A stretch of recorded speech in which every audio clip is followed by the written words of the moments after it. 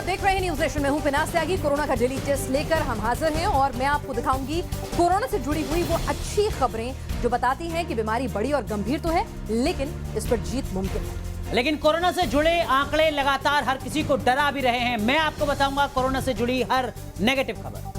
तो शुरुआत करेंगे एक अच्छी खबर के साथ। सोशल मीडिया में वायरल एक वीडियो आपको दिखाते हैं। ये वीडियो ग्वालियर के एक क्वारंटीन सेंटर का बताया जा रहा है। सोशल मीडिया में ऐसे कई वीडियो यूं तो वायरल हुए हैं जिसमें डॉक्टर, नर्सेज मरीजों का हौसला बढ़ाते, नाचते गाते नजर आते हैं।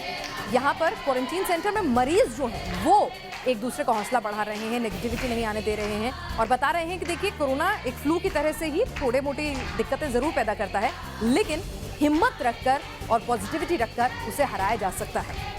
तो लोग डरे नहीं कि कोरोना का मतलब मौत नहीं है। ये देखिए ये कोरोना के मरीज हैं और किस तरह से थिरक रहे हैं।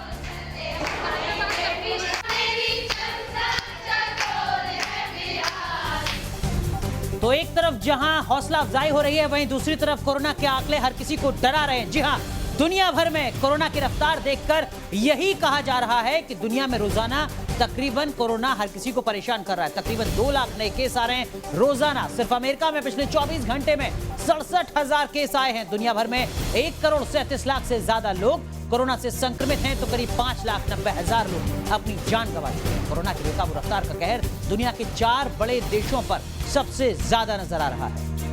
तो वो कौन से 4 देश हैं जहां पर कोरोना का असर लगातार देखा जा रहा है, वो हम आपको बता दें। देखिए जरा, दरअसल में सबसे पहले अमेरिका आता है, फिर ब्राजील, भारत और रूस सबसे ज्यादा प्रभावित हैं। आबादी के लिहाज से भी ये बड़े देश हैं जहां पर लगातार कोरोना का असर देखा जा रहा है। भारत समेत 4 देशों में दुनिया के 53%, 50% से ज्यादा मामले इन सिर्फ 4 देशों में। इन 4 देशों में 43% मौत हो चुकी है कोरोना की अब तक।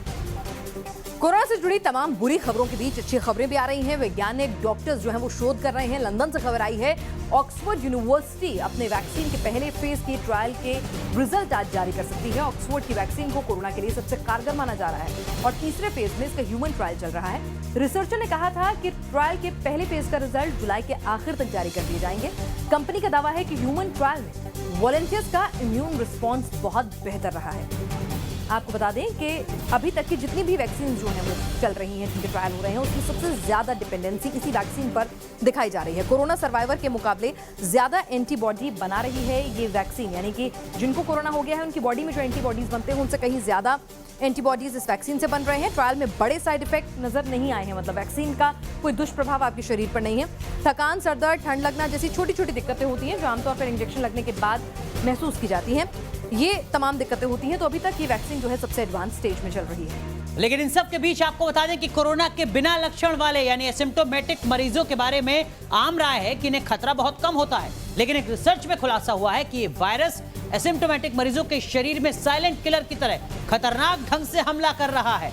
ऐसे मरीजों के फेफड़े लगातार कमजोर हो जाते हैं और उनमें निमोनिया का खतरा बढ़ जाता है। तो लगातार ऐसे खतरनाक लोगों से भी बचने की जरूरत है। लगातार अगर आप एसिम्प्टोमेटिक मरीज हैं या फिर आप उनके पास में हैं तो आप ये मत समझिएगा कि आप कोरोना की जद में नहीं है। किस तरीके से रिसर्च में खुलासे सामने हो रहे हैं वो समझना बेहद जरूरी है। भारत में करीब 80% एसिम्प्टोमेटिक मरीज हैं, यानी कुल मिलाकर भारत में जो आंकड़े हैं उसमें 80% हिस्सेदारी एसिम्प्टोमेटिक मरीजों की है। दुनिया में ऐसी हिस्सेदारी 41% के आसपास, यानी खतरा कहीं ज्यादा है। हिंदुस्तान में अगर हम बाकी देशों के मुकाबले तुलना करें, एसिम्प्टोमेटिक मरीजों से संक्रमण का ज्यादा खतरा है, यानी उनको भी सतर्क रहने की जरूरत है और उनके आसपास रहने वाले लोगों को भी और ज्यादा सतर्क रहने की जरूरत है। चिल्लाना और तेज सांस जैसे जो लक्षण हैं वो यहाँ पर और ज्यादा बढ़ जाते हैं। चलिए, तो ये डराने वाली खबर थी, लेकिन इस बीच एक गुड न्यूज मैं आपको दे रही हूँ। फार्मा कंपनी मॉडर्ना 27 जुलाई से अपनी वैक्सीन mRNA-1273 के तीसरे चरण का ह्यूमन ट्रायल शुरू करेगी। कंपनी के मुताबिक ट्रायल के दौरान देखा जाएगा कि वैक्सीन दुनिया भर के कोरोना पीड़ितों को वायरस से सुरक्षित रख पाएगी या नहीं। ट्रायल के तीसरे चरण का ऐलान तब किया गया जब ये साफ हो गया कि वैक्सीन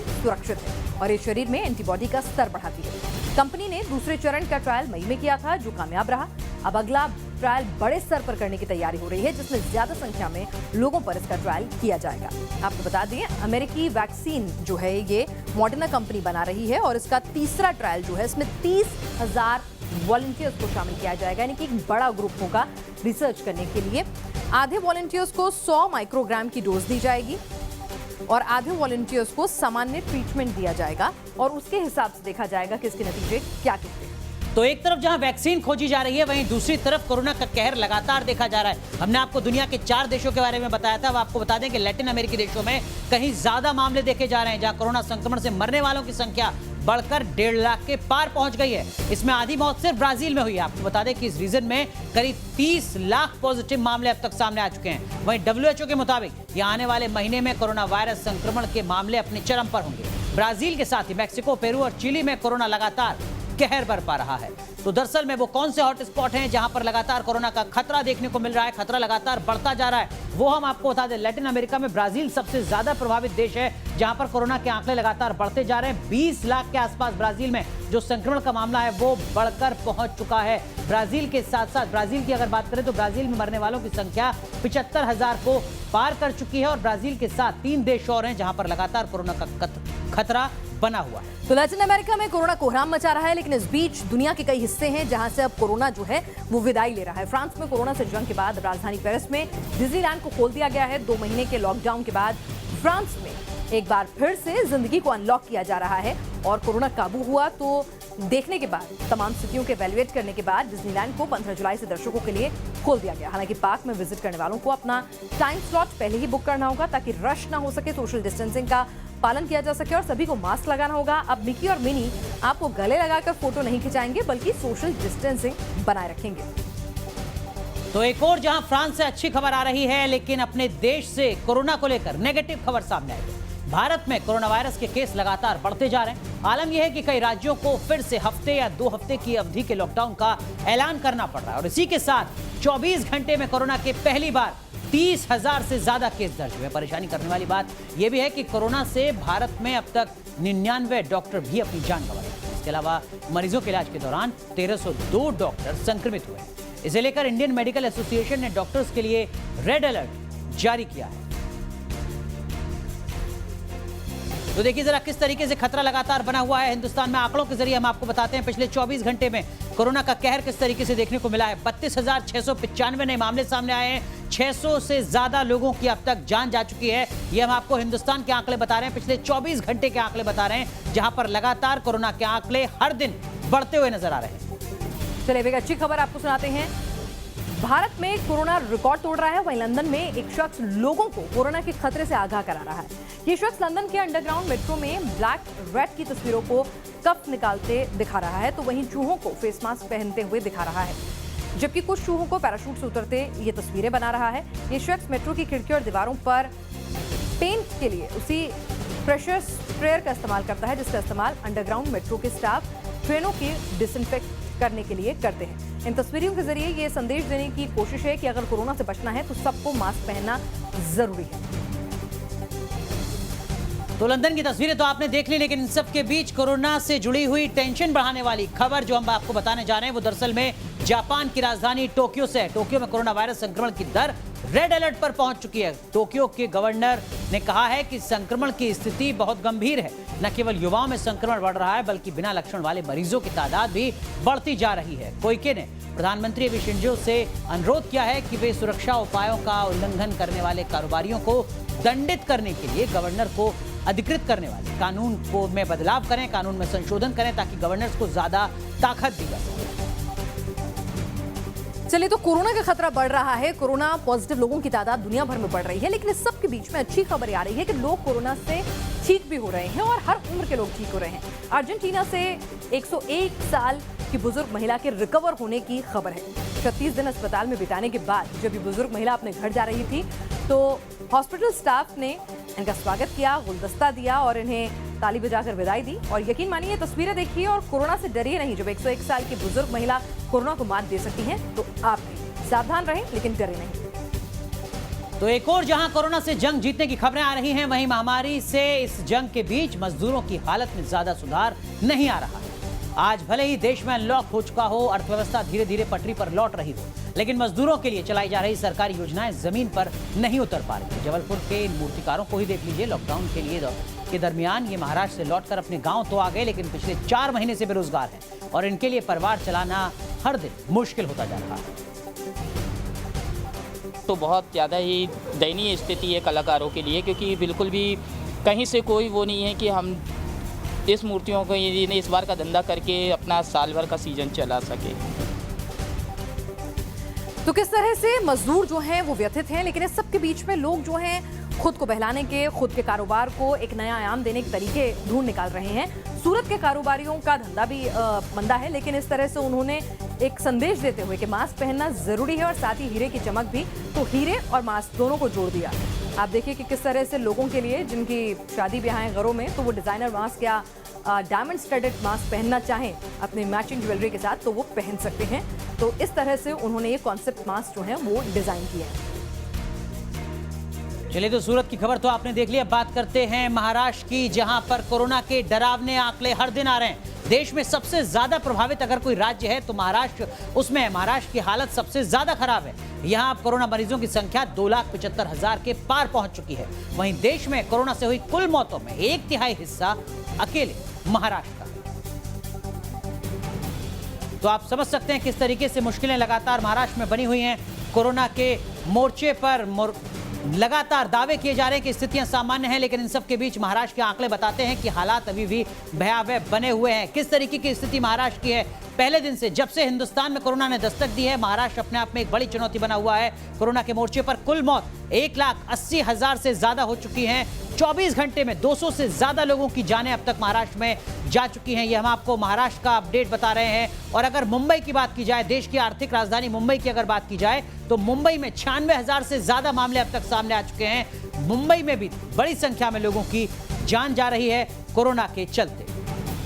चलिए, और कोरोना के संकट काल में जहां लोग सोशल डिस्टेंसिंग में जी रहे हैं, वहीं भोपाल की हीरा बुआ लावारिस लाशों का अंतिम संस्कार कर इंसानियत की मिसाल कायम कर रही हैं। बताया जा रहा है कि बीते 25 साल से वो लावारिस लाशों को आखिरी विदाई देती आ रही हैं। हीरा बुआ नाम की महिला अब तक 2000 लोगों और 700 बच्चों का अंतिम संस्कार कर चुकी हैं। और कोरोना के इस मुश्किल वक्त में भी जब लोग अंतिम संस्कार के लिए आगे नहीं आ रहे अपनों का, तब हीरा बुआ अपना काम बखूबी निभाकर इंसानियत की मिसाल पेश कर रहे हैं। कोरोना की बेकाबू रफ्तार और कोरोना रिटर्न्स को देखते हुए बिहार सरकार को आज से 15 दिन तक के लिए कंप्लीट लॉकडाउन लगाना पड़ गया है। 16 से 31 जुलाई तक लॉकडाउन में सरकार ने कई सेवाओं पर रोक लगाई है। इसके लिए सरकार की ओर से बाकायदा गाइडलाइंस भी जारी की जा चुकी है। लॉकडाउन के मद्देनजर राजधानी पटना में प्रशासन सख्त नजर आ रहा है। बिहार में जहां लॉकडाउन रिटर्न हुआ है, वहीं कोरोना के संकट काल में कर्नाटक के कलबुर्गी के टीचर एक मिसाल पेश कर रहे हैं। इंटरनेट की सुविधा से दूर गांव में जाकर छात्रों को घर घर पढ़ा रहे हैं। इन बच्चों के पास ना तो स्मार्टफोन है और ना ही इंटरनेट की सुविधा, लेकिन जिला प्रशासन और गांव वालों के साथ बातचीत कर ये शिक्षक गांव के बच्चों को रोज सुबह 10 से 2 तक पढ़ाते हैं। टीचर्स की इस पहल से बच्चे और गांव वाले सभी खुश हैं।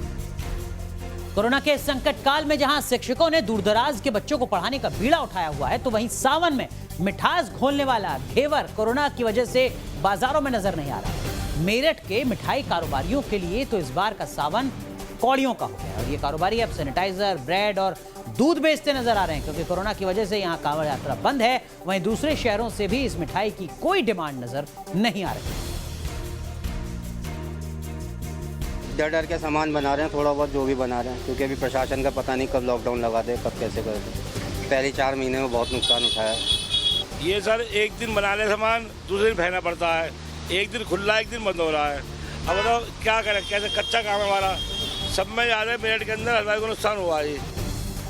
कोरोना जिस तरह से कहर बरपा रहा है, कारोबार हो या फिर रोजमर्रा की जिंदगी, सभी जगह मुश्किलें आ रही हैं। तो ऐसे में अब ईश्वर का सहारा लिया जा रहा है। कर्नाटक के कोडागु जिले में लोगों ने हवन पूजन किया। कोडागु के नपलक्कू इलाके में अन्नपूर्णेश्वरी मंदिर में 20 पुजारियों ने महायज्ञ में आहुति देकर ईश्वर से विश्व शांति और कोरोना से मुक्ति की कामना की। इस दौरान सोशल डिस्टेंसिंग का पालन भी किया गया और मास्क भी पहने रहे गए। कोरोना से मुक्ति और जल्द से जल्द वैक्सीन तैयार होने के लिए जहां कर्नाटक में हवन हो रहा है, वहीं महाराष्ट्र की राजधानी मुंबई में कोरोना पर सियासत तेज है। बीजेपी ने आरोप लगाया है कि बीएमसी पीएम केयर्स फंड की तरफ से मुंबई के लिए भेजे गए 400 से ज्यादा वेंटिलेटर्स का इस्तेमाल ही नहीं कर रही है और ये मशीनें यूं ही खराब हो रही हैं। वहीं बीजेपी के इस आरोप पर शिवसेना ने कहा है कि इन वेंटिलेटर्स को इंस्टॉल करने के लिए टेक्नीशियंस की जरूरत पड़ती है। वहीं मरीज को वेंटिलेटर देने से पहले वेंटिलेटर की पूरी स्थिति सही से जांच करनी पड़ती है कि वो ठीक से काम कर रहा है या नहीं। वेंटिलेटर्स को ऑपरेट करने के लिए भी प्रोफेशनल लोगों की जरूरत है, इसलिए ये कहना गलत है कि वेंटिलेटर्स धूल खा रहे हैं। और बिग बी कोरोना से जंग लड़ रहे हैं और फैंस को मेंटल हेल्थ का पाठ पढ़ाते हुए नजर आ रहे हैं, मोटिवेट कर रहे हैं। उन्होंने सोशल मीडिया के जरिए अपने प्रशंसकों को कोरोना काल में मेंटली फिट रहने की सलाह दी। अपने इंस्टाग्राम पर ताजा पोस्ट में बिग बी भारतीय दर्शन शास्त्र का एक श्लोक अपने फैंस के साथ शेयर करते हुए नजर आए।